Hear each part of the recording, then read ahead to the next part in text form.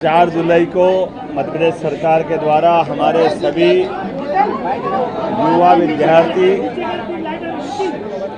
जिन विद्यार्थियों ने अपने टैलेंट से अपनी पोजीशन बनाई, ऐसे सारे विद्यार्थियों को मध्य प्रदेश सरकार की ओर से लैपटॉप दिया जाएगा।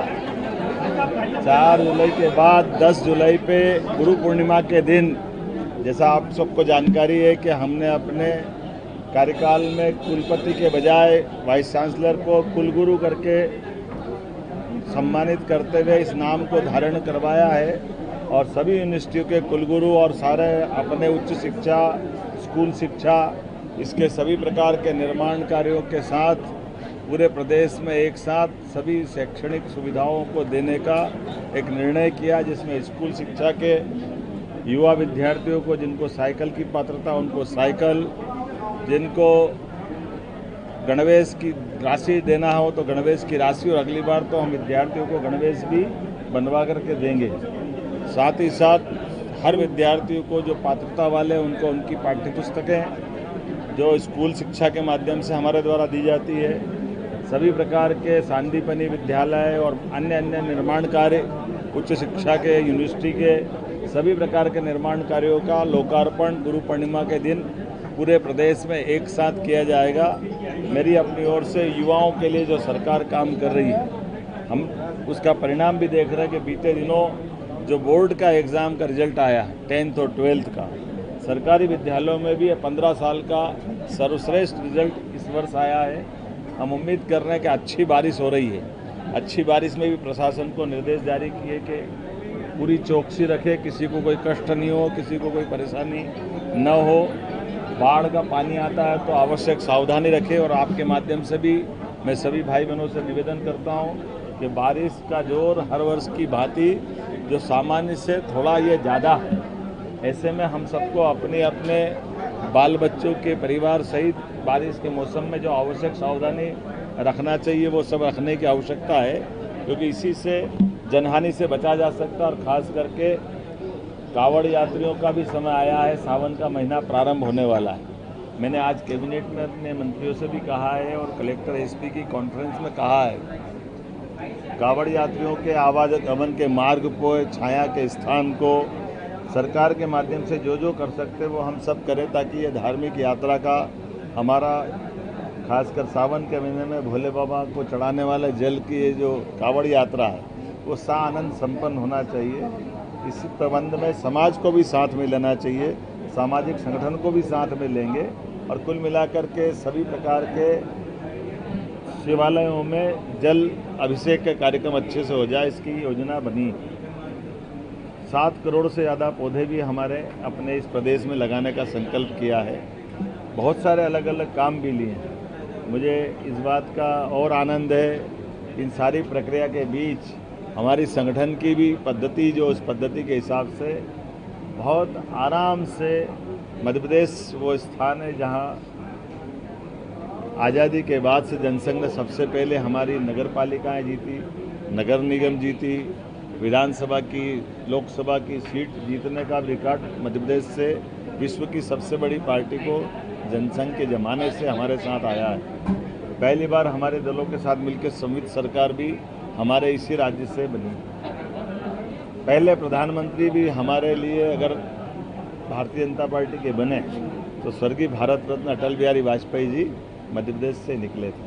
ऐसे में जब ये संगठन में कुशाभाऊ ठाकरे से लगा के प्यारेलाल खंडेलवाल जी तक और सारे संगठन मंत्रियों के माध्यम से कार्यकर्ताओं की ट्रेनिंग इतनी अच्छी होती है कि हमने सब ने हमारे सारे संगठन पर्व को भी उसी तरह से लिया है, जो बाकी पार्टियों के लिए मिसाल बनते हैं।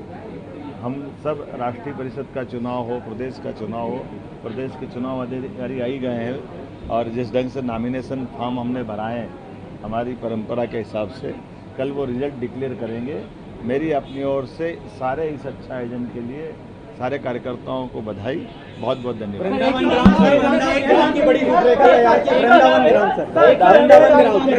वृंदावन गांव भी हमने हर विधानसभा में बनाने का निर्णय किया है, क्योंकि हमारे लिए गोपाल कृष्ण से 5000 साल पुराना संबंध है।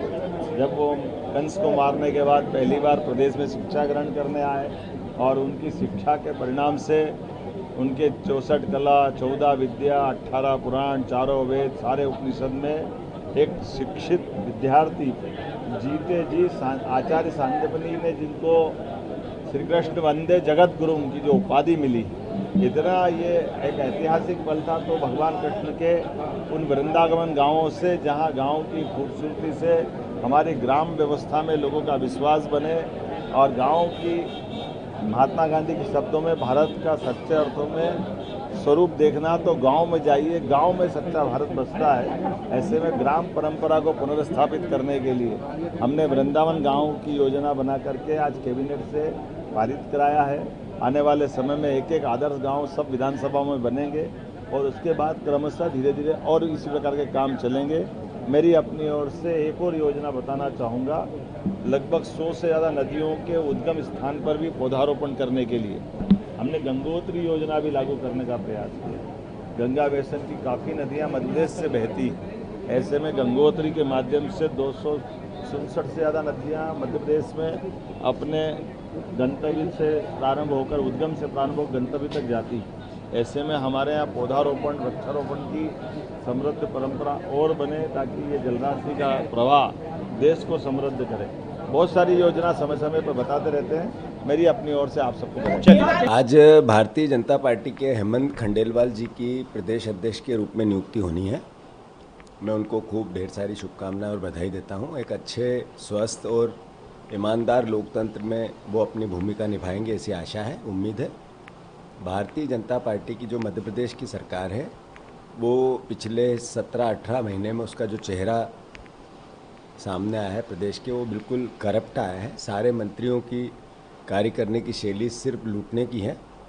देश में अगर करप्शन के इंडेक्स को मापा जाए तो मध्य प्रदेश निचले पायदान पे आएगा। पहले 3 राज्य जो सबसे करप्ट है उसमें मध्य प्रदेश का नाम आ गया।